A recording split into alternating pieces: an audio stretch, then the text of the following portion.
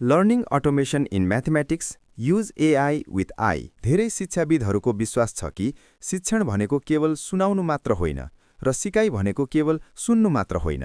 सुरु गरौँ एआई भनेको के होबाट। आर्टिफिशियल इन्टेलिजेन्स कम्प्युटर विज्ञानको एउटा क्षेत्र हो जसले मसिन वा सफ्टवेयरलाई मानिस जस्तै सोच्न, सिक्न र निर्णय लिन सक्ने क्षमता प्रदान गर्छ। वास्तवमा यसको मूल आधार भनेको बिग डेटा हो। एआईले ठूलो मात्रामा रहेका जानकारीहरू अथवा डेटाहरूलाई प्रशोधन गरेर र त्यहाँको ढाँचाहरू अर्थात् प्याटर्न्सहरूलाई पहिचान गरेर काम गर्छ। युजर इनपुट अन्तर्गत हुने ट्रेनिङ प्रक्रिया मार्फत एआईका प्रणालीहरूले दिनहौ तथ्याङ्कबाट सिक्छन् र अन्तर्क्रियासँगै थप परिष्कृत हुँदै जान्छन्। विशेष गरी गणितमा यसमा अब आर्टिफिशियल इन्टेलिजेन्स एआईले केवल तुरुन्त उत्तर दिने मात्र होइन, विगोत्स्कीले भनेझै मोर नलेजेबल अदर अर्थात् एक कग्निटिभ पार्टनरको रूपमा सिकारुलाई सिक्ने क्रममा रियल टाइम स्क्याफोल्डिङ प्रदान गर्दछ। शिक्षकहरूले एआई प्रयोग गरेर सिकाइका संसाधन निर्माण गर्न सक्छन्, जस्तै text, image, slide, audio, video, animation, simulation आदि।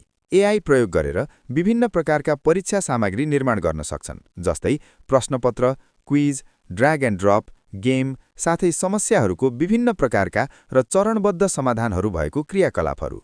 विद्यार्थीहरूको तर्कमा वा उत्तरमा तत्काल प्रतिक्रिया दिएर उनीहरूको बुझाइ परीक्षण गर्न र साथै सिकाइमा भएको लर्निङ ग्याप थाहा पाउन पनि एआई प्रयोग गर्न सकिन्छ। फ्लिप्ड क्लासरुममा विद्यार्थीले घरैमा सिकाइ सामग्री हेर्छन्, अभ्यास गर्छन् वा सम्बन्धित अन्य अनटास्क एक्टिभिटिज गर्छन्।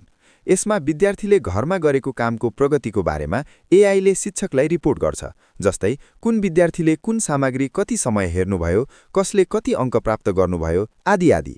विद्यार्थीहरूले घरमा मोबाइल प्रयोग गर्न चाहने हुनाले मनोरञ्जन सहितको सिकाइतर्फ एआईले सहयोग गर्न सक्छ, तर यसलाई पेडागोजिकल थटफुलनेस सहित प्रयोग गर्नुपर्छ।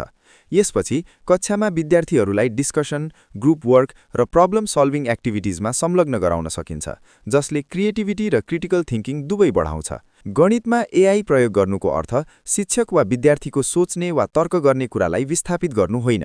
यसको अर्थ त प्रविधिको प्रयोग गरेर अर्थपूर्ण सोच, तर्क र प्रयोगात्मक सिकाइलाई प्रोत्साहन गर्नु हो।